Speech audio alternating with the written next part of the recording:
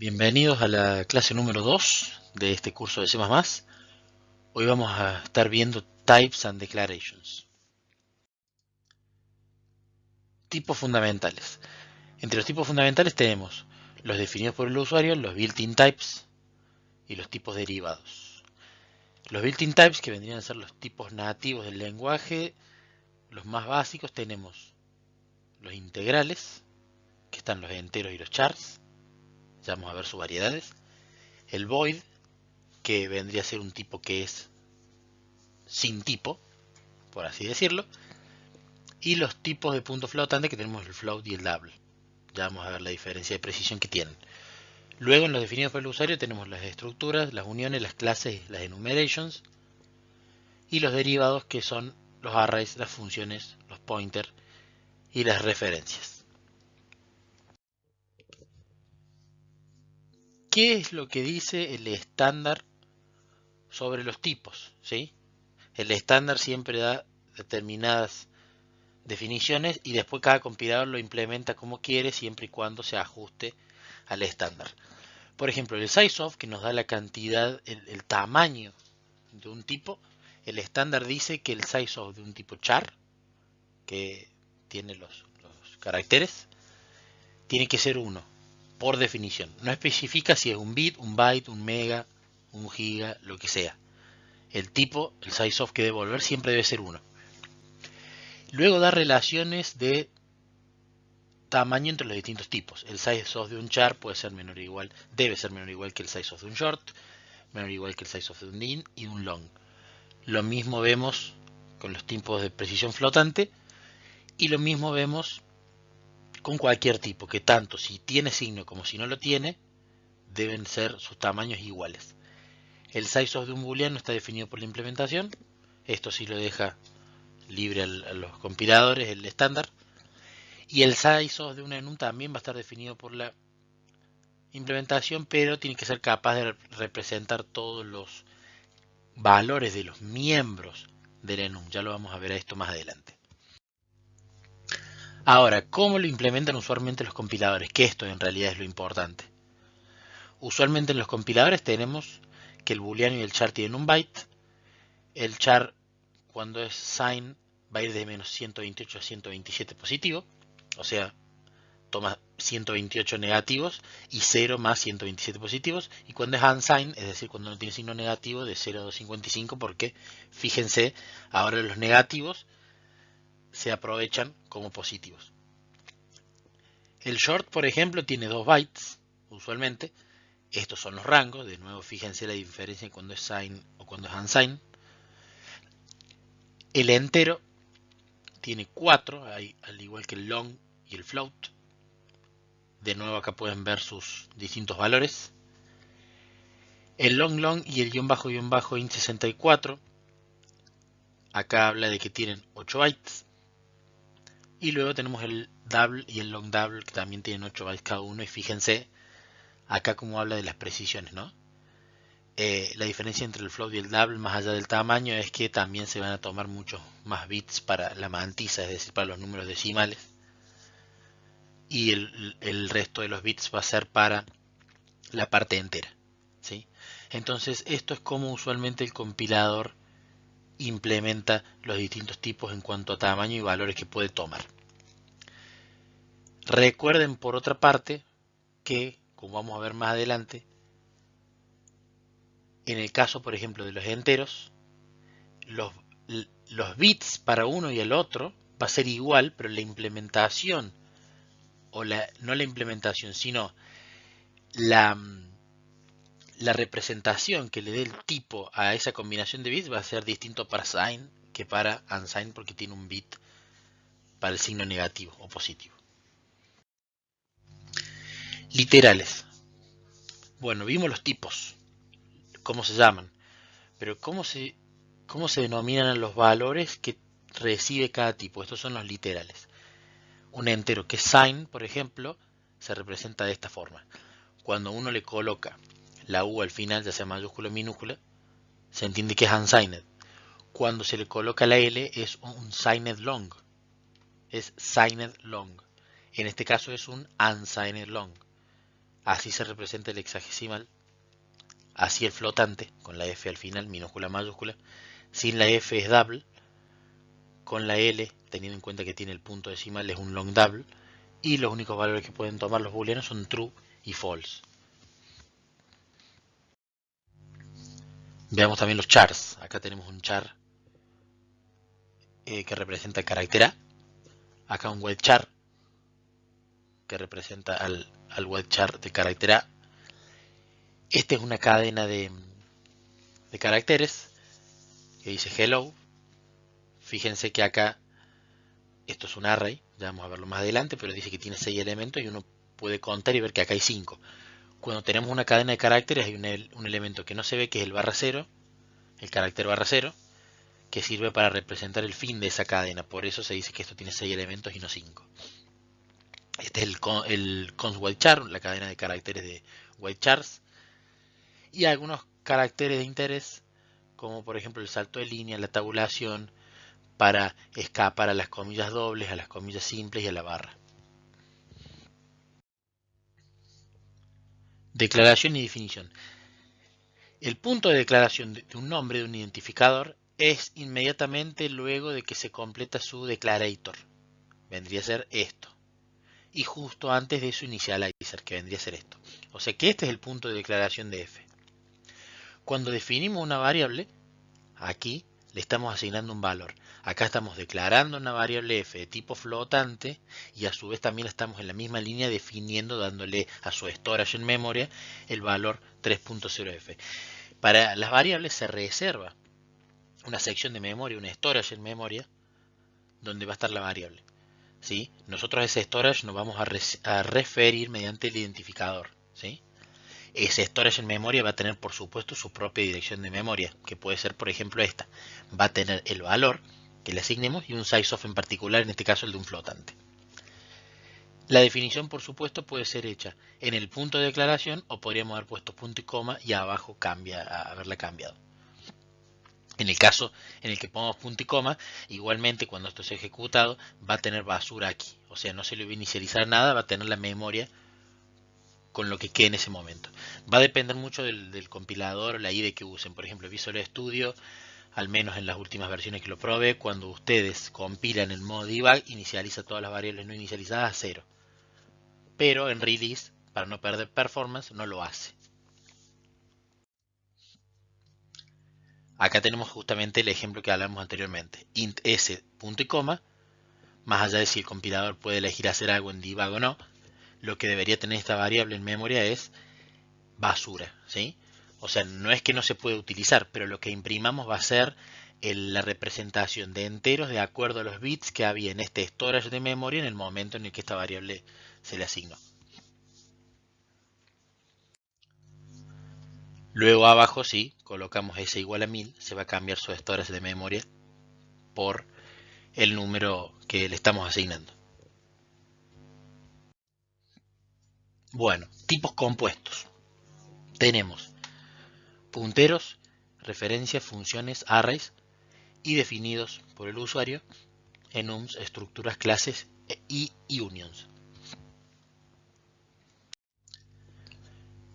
Veamos los arrays. Los arrays es un bloque contiguo en memoria de determinado tipo.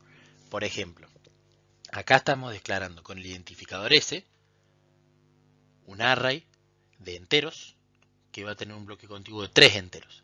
Fíjense que tiene su propia dirección de memoria, el size of de el tipo por la cantidad de elementos por 3 y acá tiene garbage, ¿no? Porque no está inicializado, o sea, va en cada lugar de la memoria va a representar el entero con lo que había en bits en esa memoria, ¿sí? Que no podemos saber a priori qué es.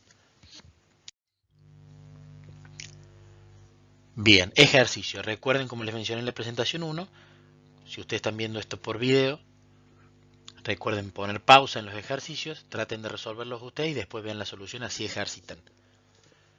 La pregunta acá es, ¿cuáles de estos ejemplos son correctos? ¿Sí? El número de elementos de un arreglo tiene que ser conocido en tiempo de compilación. ¿Por qué? Porque el compilador necesita saber en tiempo de compilación cuánto espacio, cuánto storage va a necesitar para ese arreglo. Entonces necesita saber su size en tiempo de compilación. Fíjense estos cuatro casos. Una función que declara un arreglo, size, donde el size le viene por parámetro. Otra función donde el parámetro es constante, es decir, que no cambia. Y acá se crea el arreglo. Otra función que puede ser, esto puede estar dentro de cualquier función, donde tenemos unsigned int j igual a 14 y se declara el arreglo. Y acá un k que es constante igual a 25 y se crea el arreglo. Veamos ahora cuáles son correctos y cuáles no. En estas funciones, primero el tipo, o sea, el size no puede ser conocido en tiempo de compilación. ¿Por qué? Porque va a depender de cómo el usuario llama la función. Si llamamos f de 10, o g de 20, o f de 90, o g de 170, eso no se puede saber en tiempo de compilación. Entonces el compilador no puede inferir qué le va a venir en size, por lo tanto, no puede saber cuánto storage en memoria va a necesitar para representar esta variable. Entonces esto no compila. Acá j es una constante, tampoco compila, porque acá al medio pueden pasar cosas, puede haber modificaciones. Entonces cuando ve que no es const el unsigned in j, acá también se queja el compilador. Acá sí compila porque lo ve que es const. Uno podría pensar, bueno, pero se puede, ¿cómo sabe el compilador que esto no va a cambiar? Bueno, el compilador tiene su set de reglas y chequea que eso no cambia. De todas formas, estoy casi seguro que esto no está en el estándar, pero si lo prueban en cualquier compilador, van a ver que esto funciona. Porque sabe que esta variable es const, entonces en tiempo de compilación puede asumir que el 25 que ve acá, puede reemplazarlo en donde están las ocurrencias de k, y sería lo mismo. También en los arrays se puede acceder a través del operador brackets, ¿sí? Cuando ustedes le pasan un índice, se va a ir a ese índice del arreglo. Veamos aquí cuáles ejemplos son correctos y cuáles no. Acá se declara A con 5 enteros y se accede al 0. Acá se declara B con 5 enteros y se accede al 5. Acá se declara C con 5 elementos enteros y se accede al 50. ¿Cuáles son correctos y cuáles no? Primero este es correcto. Por más que este no esté inicializado, ir al 0 nos va a devolver el primer elemento. Como tenemos 5 elementos, esto es correcto, no nos estamos yendo fuera de banda. Esto va a tener comportamiento indefinido. ¿Por qué? Porque los índices, si tenemos n elementos, los índices van de 0 hasta n-1. En este caso de 0 hasta 4. Entonces tenemos un comportamiento indefinido. Lo mismo acá, no estamos relleno de rango. Ahora, ¿por qué comportamiento indefinido? Porque pueden pasar muchas cosas. Primero, si esa sección de la memoria a la que nosotros queremos acceder pertenece al programa que estamos ejecutando, vamos a estar leyendo esa memoria, ¿sí? Si la escribimos, no vamos a tener un error, pero sí vamos a estar modificando memoria en nuestro programa que no deberíamos querer hacerlo. Y podemos tener comportamientos indefinidos porque podemos estar modificando otras variables que estén ahí. Ahora, si por ejemplo acá que nos estamos yendo mucho de rango, vamos a una sección de memoria que no está asignada a nuestro programa, el comportamiento del programa es explotar. Cuando el programa trata de acceder a memoria que no fue asignada a él, explota. Otro ejercicio. Podemos identificar, especificar y definir los valores que va a tener un array en la misma sentencia utilizando los braces, ¿sí? Entonces la pregunta es, ¿cuál es el contenido del arreglo de cada uno? Acá se da de 4 elementos y se le pone los 4. Acá se dice que tiene 3 y se le pone solo 1. Acá no se especifica nada y se ponen 2. Acá se coloca el 4 y se colocan 5 elementos. Este está bien. La cantidad de elementos del arreglo es 4 y se coloca 4 elementos, entonces su contenido va a ser este. Este también está bien. Cuando la cantidad de elementos en la inicialización es menor, el resto se completa con todos los bits en 0. Para flotantes, tener todos los bits en 0 es representar el 0.0f. Entonces, como tiene 3 y le pusimos 1, tiene 1.0f y 0 y 0. En el caso en el que no pongamos nada acá, el tamaño del arreglo va a ser inferido por la lista de inicialización. Si ponemos 2 elementos, D va a tener 2 elementos cuyos valores son los que están acá. Acá vamos a tener un error de compilación. ¿Por qué? Porque estamos especificando 4 elementos e inicializándolos con más. Acá el compilador se puede dar cuenta, esto claramente está mal porque yo tengo un storage en memoria de 4 chars y le estoy tratando de asignar 5. No puedo. Error de compilación.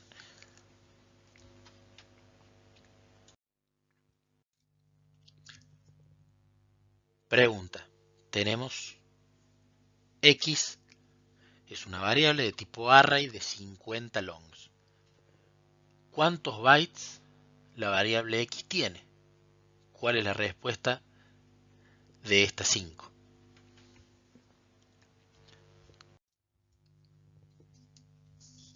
La respuesta es size of the X o 50 por size of the long, ¿sí? No es 50 la cantidad de bytes porque va a depender del tipo, ¿sí? El size of the X, cuando X es un array, me da la cantidad exacta de bytes. ¿Y cuál es la cantidad exacta de bytes? Esto justamente. Así que cualquiera de estas dos representaciones es correcta. Acá estamos siendo bastante más detallistas, o sea 50 por la cantidad de elementos y el size of de su tipo, long, y acá estamos simplificándolo porque tenemos el nombre de la variable. Pero cualquiera de estas dos respuestas es correcta, perdón, las otras no. Bien, ahora vamos a ver operadores de preincremento y postincremento. Vamos a tener dos programas en paralelo, el de la izquierda que va a ser para preincremento y el de la derecha que va a ser para postincremento. Tenemos dos variables P1 que le igualamos en 45. Estamos declarándola y definiéndola en ambos programas. Entonces el valor de P1 en memoria va a ser 45. Fíjense que ahora la variable A es preincremento de P1 y acá es postincremento de P1. Fíjense cómo cambian los valores, ¿no? El preincremento de P1 primero va a memoria, incrementa el valor de P1 y luego lo devuelve. Entonces acá incrementó el 45, 46 y luego se lo devolvió, entonces A se lo asignó de esa manera. El postincremento hace al revés. Va a memoria, pide el valor, lo devuelve, va a memoria e incrementa el valor. De esta forma A es 45 porque lee el valor viejo y P1 es 46 porque se lo incrementó. Ahora veamos en el caso de los doubles o de los floats, de los puntos flotantes. Es análogo para los doubles también, este ejemplo va a salir con floats. Tenemos P1 que es 45.5 en ambos ejemplos. El preincremento y postincremento también puede ser utilizado en puntos flotantes. Acá vamos a usar el predecremento y el postdecremento. Son totalmente análogos, nada más que su operación es opuesta. Aquí se va a memoria, se decrementa el valor de P1 en 1, por eso el 44.5, y se trae su valor y se lo asigna A, por eso el 44.5. Aquí se va a memoria, se toma el valor de P1, se lo asigna A y se decrementa, se va a memoria 9 y se decrementa el valor de P1. Por eso A tiene el valor viejo. Igual que antes.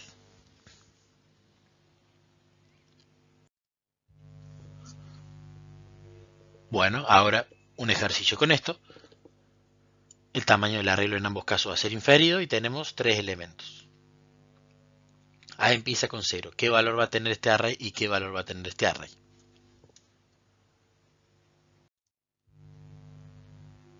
Los siguientes.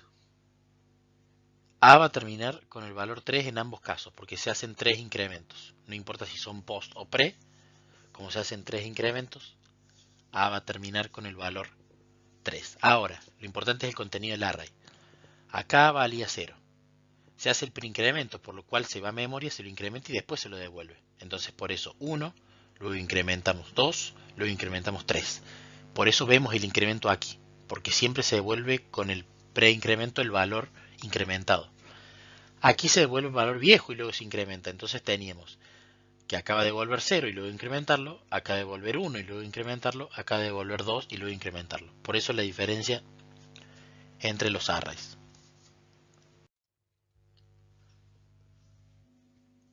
Otra pregunta, ¿cuál es el contenido de los arreglos? Fíjense que tenemos mismo arreglo, mismo A, pero acá se aplica predecremento y acá postdecremento.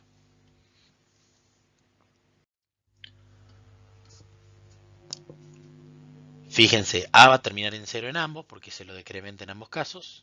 La diferencia es qué devuelve acá. Acá, primero lo decrementa, o sea que acá es P de 0 igual a 0, por eso vemos que este cambio, en lugar de 7. Y aquí, primero obtenemos el valor y luego lo decrementa, entonces obtenemos el 1 aquí. Entonces por eso el 7 no lo toco, acá fuimos a P de 1 igual a 0 y se modifica esta variable. Esa storage en memoria. Otro ejemplo más, ¿cuál es el contenido de los arreglos? Fíjense que es el mismo caso en los dos, nada más que la diferencia es que acá se hacen preincrementos y acá post-incrementos. La pregunta es, ¿cuál se ejecuta aquí? ¿Primero este y luego este o primero este y luego este? Lo mismo acá. La respuesta es que tenemos undefined behavior. ¿Por qué? Porque en este tipo de expresiones no está definido por el estándar si se va a evaluar primero lo que está a la izquierda y segundo lo que está a la derecha o viceversa. Eso no está definido. Entonces, esto nos puede dar con algunas implementaciones un resultado, con otras implementaciones otro. Por eso el comportamiento es indefinido. No sabemos si se va a incrementar primero el A2 aquí y luego aquí se incrementa 3, modificando el P de 3, con lo cual nos estamos yendo de rango. O si aquí primero vamos a ir a P de 2 y lo vamos a querer igualar a un 3. Es indefinido el comportamiento, entonces recuerden de no usar esto porque hay una regla en la cual no se sabe en una expresión si lo de la izquierda se evalúe primero que lo de la derecha o al revés. Los enums. Un enum es un tipo diferente, ¿sí? Tiene su tipo en particular. Su valor, por ejemplo, en los enteros nosotros tenemos todos los números enteros de acuerdo a si es sign o unsigned y de acuerdo al size del entero que estemos usando, ¿no? Acá va a estar restringido a los campos que nosotros le pongamos en el enum. Entonces, por ejemplo, tiene que tener el keyword enum, el nombre que le queremos dar al enum para que nos dé contexto, color por ejemplo, y los distintos campos que por convención se suelen poner en mayúscula. Ustedes los pueden poner en camel case, todo en minúscula, como quieran. Pero por convención siempre se los suele poner en mayúscula para que se distingan bien en la IDE de cuando lo que nos estamos refiriendo es el campo de un enum o es otra cosa. Entonces tenemos tres colores, red, green y blue. Y de esta forma se llaman a los miembros. Por ejemplo, color C1 igual a color 2 puntos. Usamos el scope operator para decir de este enum quiero acceder al campo red. Lo mismo en estos tres. Ahora, si el primer enumerator no tiene un inicializador, como red, por ejemplo, el valor que se le da es 0. ¿Sí? Para todo otro enumerator cuya definición no tiene un inicializador, green, blue, por ejemplo, el valor asociado va a ser el valor del enumerator anterior más 1. Entonces, en este caso, este no tiene inicializador, es 0. Green no tiene, es el anterior más 1, 1. Blue no tiene, es el anterior más 1, 2. Por eso es lo que vemos aquí.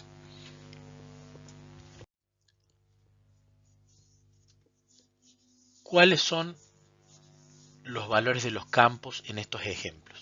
Fíjense, a red se le pone 1 y a los otros no. A red y a green se le pone 1, a blue nada.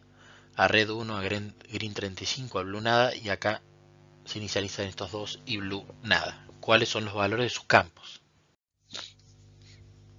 Es 1, 2 y 3. El anterior más 1, 2. El anterior más 1, 3.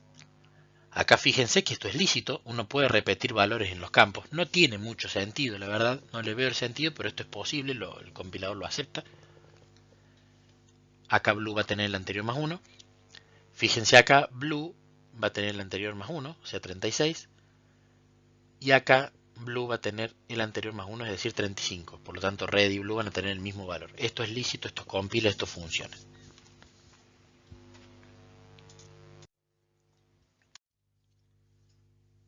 Bien, una muy linda pregunta acá. ¿Cuál es el size of de cada uno de estos colors? ¿Sí? Teniendo en cuenta los valores que van a tener. Este va a tener 1, 2, 3.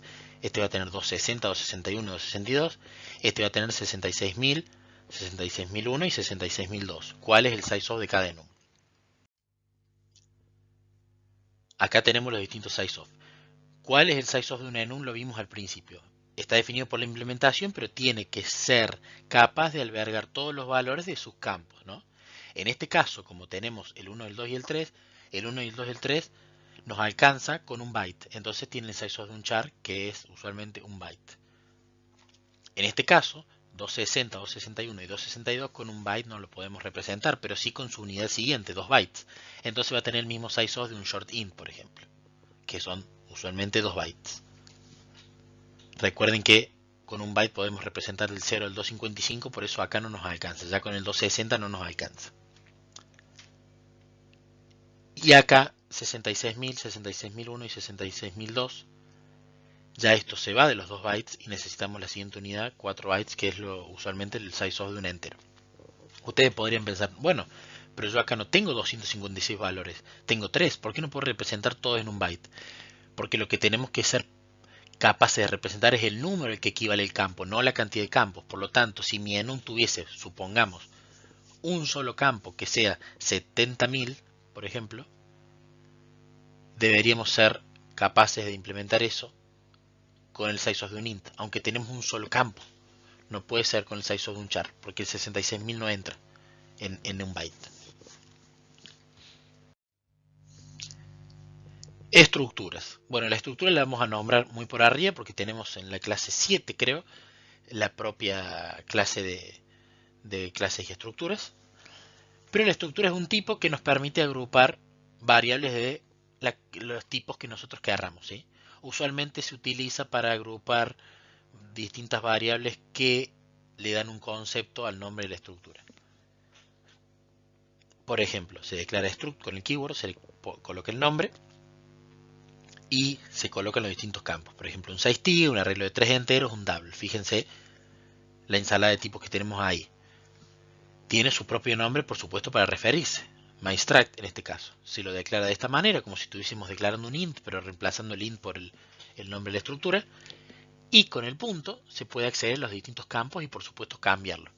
m.msize va a acceder a este storage de memoria de este tipo. Lo voy a igualar a 100. mIntArray, podemos acceder de la estructura m al campo mIntArray, al lugar 2 del array, que va a ser el último elemento, igualarlo a 0, y lo mismo con el double.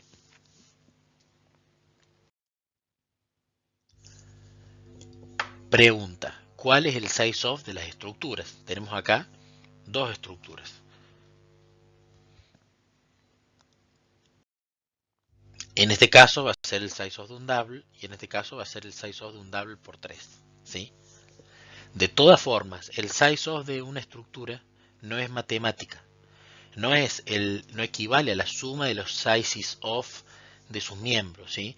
Hay muchas cosas que no las vamos a ver aquí en el curso, pero que están relacionadas con la arquitectura de la computadora, con la configuración del compilador, el padding, el alineamiento de memoria, que la estructura de repente puede tener muchos más bytes de los que aparentemente debería por cómo son los size of de sus tipos, ¿sí?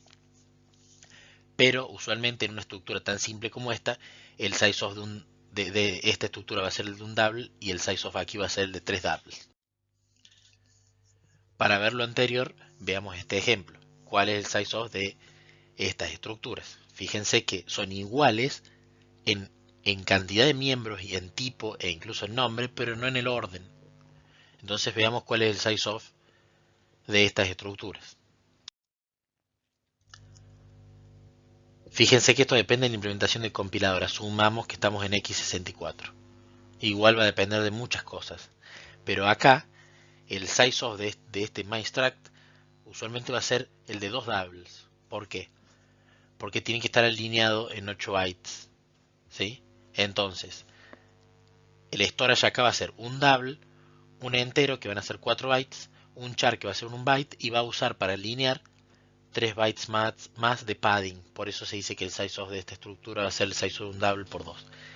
En este caso va a ser el size of de un double por 3 porque tenemos un char, no me entra en 8 bytes en 8 bytes el próximo double porque tendría que poner 7 bytes arriba y el otro va el siguiente byte abajo. Entonces tenemos 7 bytes de padding acá, los 8 bytes del double, 4 bytes para el int y otros 4 bytes de padding para que termine alineado. De nuevo, esto depende el setting de alineamiento, la configuración del compilador, la arquitectura, depende de muchas cosas, pero usualmente si ustedes abren Visual Studio con las settings en default en x64 les va a dar estos size off. Ahora, ¿por qué difieren tanto? Son 8 bytes, es grande, por cómo están acomodados los miembros en memoria y cómo están ordenados aquí en realidad. ¿Cuál sería un buen consejo? De ser posible, ordenen sus variables miembros en las estructuras del que tiene el mayor size al que tiene el menor. Con eso van a minimizar el padding que se debería usar en la mayoría de los casos y por lo tanto se va a ver reducido el size of de su estructura de su clase. Union. Union también es otro tipo definido por el usuario en el cual todos los miembros comparten la misma location en memoria. Recuerden, cuando teníamos las estructuras, cada miembro, si esto fuese una estructura, cada miembro tenía su propia storage. Este el tamaño un size t, este el tamaño de 3 enteros, este el tamaño de double. Entonces cuando ustedes modificaban cada una, se modificaban independiente de la otra. Acá lo que tenemos en las uniones es que las tres comparten el mismo storage en memoria. Entonces si modificamos una, vamos a estar modificando en realidad todas. Veamos unos ejemplos. Se usa el mismo nombre con el que se declaró y se accede a los campos igual que la estructura. Fíjense que este ejemplo es igual que el anterior, que las slides anteriores que mostraban la estructura. Ahora vamos a ver la diferencia.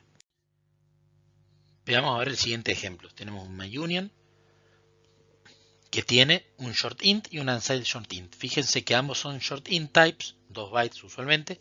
La diferencia es que uno toma negativos y el otro usa esos 2 bytes de este byte extra, perdón, de los negativos para usarlo para positivos. Acá se declara un union, se hace u.munsigned el 1 y u.mint igual a menos 1. Y fíjense que se trata de imprimir los dos. Vamos a ver qué es lo que termina imprimiendo. En este caso, fíjense lo impreso, lo cual es quizás lo no esperado. ¿Pero por qué? Cuando se hace un u.munsigned, tenemos los 16 bits equivalentes a los 2 bytes, van a tener todos ceros y el bit menos significativo en 1. Si nosotros imprimiésemos munsigned int a esa altura, nos daría un 1 acá. Pero cuando el mint va y coloca el valor menos 1 para los unsigned int es el bit más significativo en 1 y todo el resto también en 1. Es decir, todos los bits, los 16 bits de este tipo en 1. ¿Qué pasa? Ahí cuando imprimimos el munsigned, todos los bits en 1, como comparten el mismo storage, también los va a ver el munsigned. Y todos los bits en 1 son interpretados para una unsigned short int como el máximo unsigned short int posible, que es el 65.535. En cambio, para un mint, todos los bits en 1 son interpretados como el menos 1. Esa es la diferencia.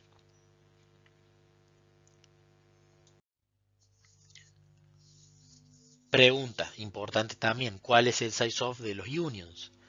Tenemos un union acá que tiene 3 chars. Y tenemos un union acá que tiene un double, un char, un short int y un unsigned int. ¿Cuál es el size of de cada uno de ellos? Habíamos dicho que a diferencia de las estructuras, los unions comparten todas las variables un mismo storage de memoria. Entonces, si tenemos 3 chars, simplemente nos hace falta el size of de un char para poder representar en memoria estas 3 variables.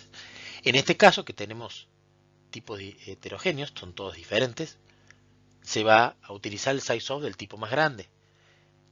Si bien el estándar no dice esto, en la práctica, que es en realidad lo que interesa, el size of de un double va a ser más grande que el de un char, que es un byte, va a ser más grande que el de un short int, que es 2 bytes, va a ser más grande que el de un unsigned int, que son 4 bytes.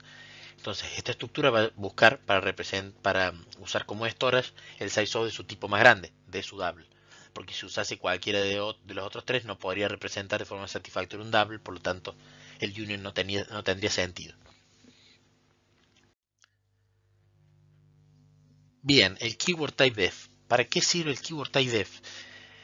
Typedef es como darle un alias a determinado tipo, ¿sí? Su propósito es, a través de tipos complejos, ¿sí?, poder a través de tipos básicos, poder formar tipos más complejos, ¿sí? Asignándoles nombres más simples.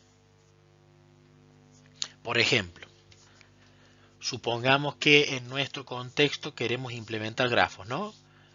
Un grafo tiene nodos y tiene edges, que son aristas entre grafos, entre nodos, perdón. Cada nodo tiene un índice. Y nosotros, por ejemplo, como tenemos una cantidad de nodos muy grande, necesitamos un tipo sizeT. Entonces, para no poner sizeT en todos lados y que se sepa su propósito, hacemos un typedef de sizeT por nodeIndex. Entonces, en todos lados donde el compilador vea la palabra nodeIndex, como está descrita acá, va a reemplazarlo por un sizeT. Pero lo bueno es que para el programador, esto, nodeIndex igual a 123, le da mucho más contexto y es mucho más claro que ver simplemente el sizeT. Y si tenemos, por ejemplo, una estructura edge, nosotros acá leemos dos nodeIndex, que es from a to, nos damos cuenta instantáneamente, por la forma de pensar que tenemos, esto es una arista, y este es el nodo desde el que va, origen, y el nodo de destino. Bárbaro, se entendió. También podemos hacer el typedef de esta manera, ¿sí? El typedef, fíjense que esta sintaxis es un poco confusa, pero así es. Si nosotros queremos llamar edges a un arreglo de 100 edges, tenemos que hacer el typedef de esta manera. Typedef edge de 100 entre brackets y poner edges acá.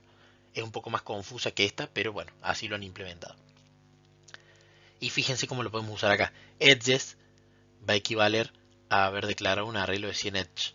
Y fíjense que podemos acceder a los distintos campos del arreglo de 100 elementos de la misma forma que con un arreglo. Es simplemente un alias. Sirve mucho, es importante usarlo, no abusar, por supuesto como todo, pero sirve para muchas veces hacer tipos gigantes o grandes o complejos, darle un nombre mucho más entendible para el usuario. Const qualifier.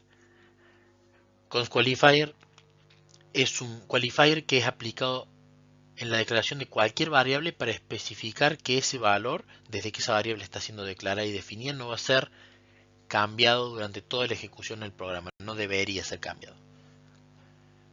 Tenemos que tener en cuenta que por más que el tipo sea el mismo, si tiene el const o no tiene el const, hace que el tipo sea distinto, ¿sí? Entonces podemos declararlo así, por ejemplo, const unsigned int i igual a 45, o se puede poner el const del otro lado, que lo pueden leer de derecha a izquierda, const double j igual a 1.0,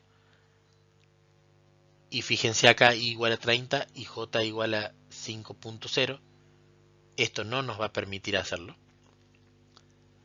Y fíjense acá, declaramos un arreglo de chars constantes y queremos acceder a la 3, igualarlo en C, y después queremos ir a la 3 e igualarlo al carácter F, y acá declaramos un entero h const sin definirlo. Aquí vemos la respuesta. Parte se la había adelantado antes. Acá fíjense, error de compilación, porque si i es const, no puede ser modificada. Esto no es válido. Si j es const, tampoco puede ser modificada. Esto no es válido. Acá únicamente estamos leyendo de A, que es un arreglo de const char. Por lo tanto, no hay problema, porque es solo lectura. Pero aquí estamos tratando de escribirlo, por eso también hay un error de compilación. Y aquí también tenemos un error de compilación, porque estamos declarando y no definiendo una variable h de tipo constInt que no va a poder cambiar su valor. Entonces debemos definir las variables que son constantes, ¿sí? Porque si no va a tener el garbage en memoria que ya tenía. Quiero hacer acá un paréntesis. Es una opinión, por supuesto, totalmente personal, pero la quiero sugerir.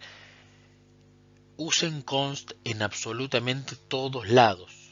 De hecho, sería algo hermoso que tenga el lenguaje que toda variable por defecto sea const, ¿sí? En lugar de tener que ponérselo. ¿Por qué?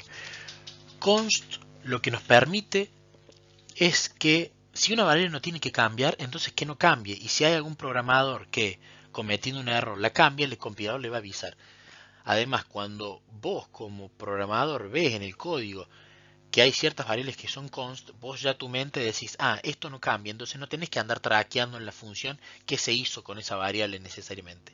Sirve para mantener el código, no necesariamente tu programa va a incrementar la performance, pero vos le estás dando más información al compilador de que ciertas cosas no van a cambiar su valor, entonces el compilador tiene más información para realizar posibles optimizaciones, por ejemplo, en lugar de crear la variable, reemplazar ese valor en los distintos lados donde ocurre, etcétera.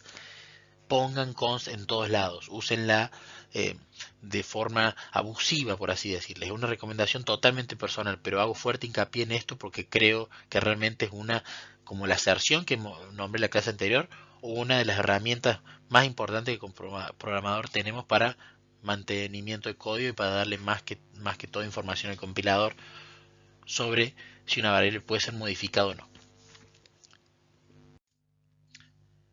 Bien, conversión implícita de tipos. ¿Qué es la conversión implícita de tipos? Tenemos un tipo A y que puede ser convertido o igualado a un tipo B sin ningún tipo de problemas o aviso del compilador.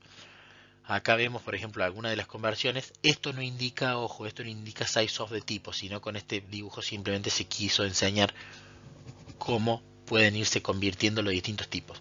De short o char a int, el int unsigned, el unsigned a long, el long unsigned long, el unsigned a float, a double, a long double. Ahora vamos a ver cómo son estas conversiones, qué restricciones tienen y cuáles no. Tenemos lo que se llama promotion o winding conversion, ¿sí? Tenemos un valor en una variable que tiene un size of más chico, que es más pequeña, que es asignado a una variable más grande sin pérdida de datos, ¿sí? Entonces, como estas winding conversions o promotions son siempre seguras, el compilador las hace sin darnos ningún tipo de warning o de tirar ningún error. ¿Cómo son estas winding conversions? Cualquier signed o unsigned de tipo entero, ¿sí? Excepto long long o guión bajo int 64 cuando lo convertimos a double. De bool o char cuando lo convertimos a cualquier otro built-in type. De short o wide char cuando vamos a int, a long o a long long. De int o long cuando vamos a long long y de float cuando vamos a double. Estas son las promotions o winding conversions. Y después tenemos las narrowing conversions, que se le denomina coercion. El compilador las realiza implícitamente, pero te tira warnings sobre una potencial pérdida de datos, ¿sí? En su compilador, si ustedes tienen el setting de que los warnings los compile como errores, entonces ni siquiera les va a dejar seguir el proceso de compilación. Que de hecho hago un paréntesis para darles esa recomendación. Siempre pongan en su compilador que a los warnings se los compile como errores. Porque los warnings son básicamente errores más chiquitos. Entonces siempre solucionenlos, ¿sí? Entonces es una buena recomendación que pongan en su IDE o en su compilador la setting para que los compile a los warnings como errores y no como warnings. Fíjense acá, tenemos int i igual al máximo valor entero posible a representar más 1. Tenemos un unsigned char c igual a este código en hexadecimal. Tenemos un int j igual a 1.9 f, esto es un flotante. Tenemos int k igual a 7.7, un double. ¿Qué va a pasar en estos casos? Acá vamos a tener un overflow de las constantes integrales. ¿Por qué? Porque si el tipo sign int tiene 4 bytes para representar números, que va de 0 a 2 a la 16 menos 1 y hasta menos a 2 a la 16 sus valores, si nosotros acá le ponemos el valor 2 a la 16 menos 1 y le sumamos 1, significa que se va a ir al otro extremo, ¿sí? Vamos a tener un overflow, nos va a terminar representando el máximo negativo, ¿sí? Porque recuerden el rango que tenemos en los enteros. Luego fíjense lo que pasa en este caso. Acá se trunca de entero, que el entero va a representar más valores que un char, y se trunca de un entero que es sign, o sea que tiene signo, a un unsigned char. Acá tenemos una conversión de float a entero. Tenemos una pérdida de datos, posiblemente no, sino que la vamos a tener porque los enteros no pueden representar decimales, entonces ya perdemos los decimales acá. Y acá estamos tratando de convertir de double a entero, Entonces también tenemos una pérdida de datos porque se pierde el decimal. Entonces este tipo de cosas, usualmente el compilador las va a mostrar como warnings. Pero acá hay pérdida de datos efectivamente. Entonces esto no debería ser correcto que ustedes lo hagan. Ahora hacemos una pregunta sobre estos tres. ¿Son conversiones implícitas de estos tres? Tenemos un unsigned char que lo igualamos al carácter A, un unsigned char que lo igualamos a 255 y un unsigned char que lo igualamos a 256. ¿Cuáles son conversiones implícitas y cuáles no? Veamos. El primero, sí, porque A es un char y lo podemos guardar en el unsigned char. Aquí no hay problema. ¿Qué pasa acá? Char puede, como es unsigned y tiene un byte, puede guardar valores desde el 0 al 255. Entonces estamos sobre el límite, pero esto es correcto. Puede guardar ese valor. En cambio, en este caso tenemos un warning de compilación. ¿Por qué? Porque tenemos un overflow de unsigned char. Nos estamos yendo al otro extremo. ¿Sí? En este caso, este overflow va a provocar que nos vayamos al otro extremo, es decir, al 0. ¿Sí? Entonces acaba de dar un compilation warning. ¿Por qué? El 255 en memoria tiene esta representación, todos unos en 8 bits. El 256 tiene esta representación, necesita 9 bits, tiene los primeros 8 en 0 y el otro en 1. Como tiene que truncar esto, vamos a terminar teniendo en los 8 bits, es decir, en el byte que puede guardar el unsigned char, estos 8 ceros primero. Entonces el valor que nos va a dar va a ser el truncado, es decir, la representación de 0 dentro del char. También tenemos conversiones entre sign y unsigned. Fíjense que acá tenemos un unsigned short que lo igualamos al máximo posible de los unsigned short. Tenemos una librería muy útil que es parte del STL, limits, donde ustedes de esta manera pueden pedir con un template, que lo vamos a ver mucho más adelante en la clase, pero les muestro cómo se llama para que ustedes lo usen si quieren practicar en ejercicios. De esta forma se pide el máximo del tipo unsigned short. Entonces acá estamos guardando el máximo unsigned short. Y acá estamos igualando un short int si igual al máximo unsigned short. Vamos a ver qué valor nos da. Esto nos va a terminar dando menos 1. ¿Por qué? Porque 65.535 es el máximo unsigned short. Como esto tiene todos los bits en 1, entonces eso va a equivaler en esta representación a tener el menos 1. ¿Sí? ¿Por qué es el menos 1? Porque el 1 más significativo de este unsigned short se toma como bit de signo.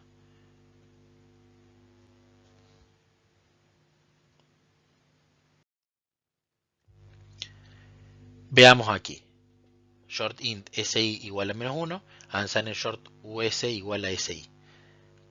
¿Cuáles van a ser los valores resultantes aquí y aquí? Acá tenemos menos 1, porque es un short int. Y acá cuando lo igualamos, como la representación de menos 1 es todos los bits en 1, entonces esa representación de bits en memoria se interpreta en una unsigned short como el máximo unsigned short posible, el 65.535. Acá tenemos otras conversiones más. Fijémonos que tenemos acá todas las posibles conversiones de booleano a los otros tipos. La pregunta es si estas son conversiones automáticas o no. Fíjense que la diferencia entre este y este es que el booleano es false y acá es true. ¿Cuál es el resultado? Bueno, para los booleanos, si el booleano es false, va a tener todos sus bits, porque en realidad va a ser representado con un byte, todos sus bits en 0, entonces al convertirlo a cualquier otro tipo equivale al 0, ¿sí? Todos los bits en 0 en los otros tipos va a ser el equivalente en 0, 1.0f, acá 1.0 y acá el 0 en los valores enteros.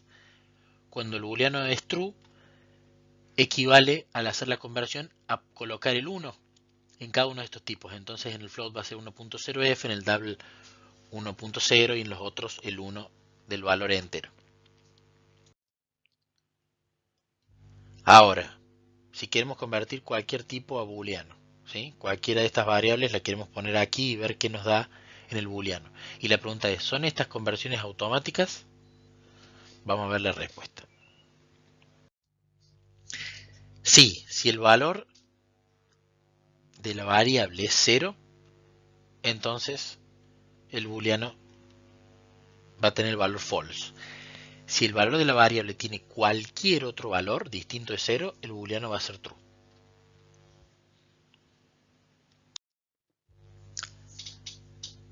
Typecasting, ¿sí? Typecasting es una conversión que implica una diferente interpretación del valor. Esto es importante, diferente interpretación del valor. El static cast puede realizar todas las conversiones que están permitidas implícitamente, con lo cual el static cast no haría falta, pero las permite hacer. Y además es capaz de realizar las opuestas, ¿sí? Y se realiza en tiempo de compilación. Es decir, que si tenemos un error nos va a dar el error en tiempo de compilación. Tiene esta pinta, este keyword, entre los picos, el tipo de destino al que queremos convertir y acá la variable o el literal que queremos convertir. Es decir, el source variable or literal y el destination time name. Vamos a ver ahora algunos ejercicios y ejemplos. 4 preguntas en estos 4. ¿Es necesario el static cast en estos 4? Acá tenemos un booleano y se quiere convertir de booleano char. Acá tenemos un double, se quiere convertir de double float. Acá tenemos un unsigned int, se quiere convertir de unsigned int en int. Acá tenemos un short int, se quiere convertir de short int a long int. ¿Cuál es la respuesta? Acá no hace falta, ya vimos que si el booleano es false, se puede convertir implícitamente a todo 0 bit al tipo de destino. Entonces acá no hace falta el static cast. Aquí sí, porque el double tiene el doble de size del float, tiene mucha más precisión que el float, y si queremos hacer la igualación, la asignación directa, estaríamos perdiendo precisión. Entonces es necesario el static cast acá para que no nos tire error ni warning. Aquí lo mismo, estamos tratando de ir de unsigned int a int. Recuerden, los unsigned int pueden representar muchos más positivos que los ints, de hecho el doble. Entonces acá puede ser que estemos perdiendo el positivo que queremos representar porque va a ser representado, va a ser interpretado de forma diferente. Entonces por eso necesitamos el casteo. Y acá no hace falta, porque ambos tipos son sign. Pero el long int tiene un size of mayor. Entonces es como que el storage del short int estuviese incluido en la cantidad de números que puede representar el long int. Entonces no hay pérdida de ni información ni cambio de signed a unsigned o viceversa. Entonces en estos dos no hace falta, en estos dos sí. Ahora veamos los bitwise operators. El AND binario, digamos. Tenemos un unsigned short int a igual a 1 que va a tener, por ejemplo, esta representación en memoria, el bit prendido, el menos significativo. Un unsigned short int b igual a 2 que va a tener esta representación en bits, teniendo en cuenta que estos tipos tienen 2 bytes, por eso tienen 16 bits acá. Si hacemos a AND binario b, vamos a ver lo siguiente. El AND lo que hace es, si alguno de los dos hace el AND bit a bit, ¿no? Si alguno de los dos es 0, el resultante es 0. Entonces, como acá uno de los dos componentes es 0, terminamos que C, el resultado de esto va a ser todos los bits en 0, por lo tanto C va a ser igual a 0. El OR lógico es muy parecido, pero al revés. Fíjense el 1 y el 2. El OR lógico, si hay uno de ellos que es 1, el resultado va a ser 1. Por eso acá el número resultante que terminamos teniendo es el 3. Acá está la operación, ¿no? Veamos el XOR. Esta representación de bits en unsigned short int es interpretada como el 43.690 y esta representación en bits para el unsigned short int es interpretada como el 65.535. Ahora, el XOR es el OR exclusive. ¿Qué significa? Si entre los dos bits tenemos los dos 0, por supuesto va a 0. Si tenemos 1 en los dos, como no es exclusivo, va a 0. Si tenemos un solo 1 entre los dos, como es exclusivo, va a 1. Entonces así funciona el XOR. Fíjense que la representación de hacer A XOR B nos termina dando esta combinación que equivale para el unsigned short int al 21.845. El not de bits lo que hace es fácil, negar los bits. Lo que era 0 pasa a 1 y viceversa. Entonces, si tenemos el número 0 y le hacemos un not, nos termina dando el máximo unsigned short posible para representar, porque tiene todos los bits prendidos en 1 y es tipo unsigned, es decir, que no tiene bit de signo. Lo mismo acá, si tenemos todo en 1 y le hacemos el not, terminamos teniendo todo en 0, por lo tanto del 65.535, que es el máximo unsigned short posible para representar, si el unsigned short tiene 2 bytes, al negarlo nos da el 0. El write shift lo que hace es, tiene esta pinta, es shiftear los bits del número en cuestión, de la variable en cuestión que le pasamos, en este caso A, que tienen 2, n veces a la derecha, donde n es el que tenemos acá. Entonces este número lo shifteamos todos sus bits 1 a la derecha, entonces tenemos que estos ceros se conservan, este 1 termina acá. Uno podría pensar, ¿qué pasa con este 0 que se shifteó acá? Bueno, se coloca un 0. Se prenden ciertas flags de assembler cuando vos tuviste que shiftear las cosas para un lado o para otro de acuerdo a lo que pasó. Depende mucho en realidad de la implementación, pero recuerdo que en assembler cuando vos haces este tipo de operaciones se prenden ciertos flags que te indican el tipo de cosas que se hicieron. Acá en este caso, si yo lo shifteo 2 para allá, el resultante de esto me termina siendo el 0. El left shift es análogo, pero hacia izquierda, ¿no? Si tengo el 2 y lo shifteo a izquierda, es como si le hubiese elevado una potencia más, me da el 4. Si lo shifteo a este número 20, se me va todo y termino con el número 0 de nuevo. Hemos llegado al final de la clase. Vamos a dar los coding guidelines. Recuerden que hay algunos que son preferencias personales y hay otros que son reglas que deberían ser usadas. De ser posible, esto es importante, siempre inicialicen las variables en el punto de declaración. Es importante para que ya tenga un valor, ¿sí? Salvo que las inicialicen en el renglón de abajo. Pero de ser posible, siempre denle un valor, así eso ya queda inicializado, el storage ya tiene un valor en memoria. Esto también es un must. Eviten los warnings en compilación sobre la conversión de tipos y la pérdida de datos. Si necesitan hacerlo, usen static cast. Configuren su IDE o su compilador para que los warnings los compile como errores. Así arreglan todo y queda bien el código. Si no necesitan, si van a usar enteros y no necesitan valores negativos, o van a tener que chequear con aserciones que el usuario no les pasa valores negativos, o hagan las cosas bien y usen unsigned. Aprovechen que ese tipo, si no necesitan valores negativos, como por ejemplo en variables para iterar un for o cosas por el estilo, usen unsigned. No usen un tipo con información que no necesitan. Y de acuerdo a su requerimiento de precisión, usen float en lugar de double. ¿Por qué? Porque comúnmente hacer operaciones en los floats va a ser más barato que en los doubles. Va a depender mucho de la arquitectura de la computadora. De nuevo, no son verdades absolutas. Pero lo que sí es cierto es que el size of un double va a ser la mitad en la mayoría de los casos. Con lo cual, la memoria que van a necesitar, si tienen miles y miles de flotantes, va a ser prácticamente la mitad. Y ya vamos a ver más adelante que eso tiene importancia por la caché y cómo van a hacer sus distintas operaciones. Y otra regla, usen siempre const de ser posible en todos lados. Si una variable no tiene que modificar su valor, póngale const. ¿Qué es lo que les evita hacerlo? Nada. Bueno, muchísimas gracias por asistir a la clase 2. Que Dios los bendiga y los espero en la clase número 3.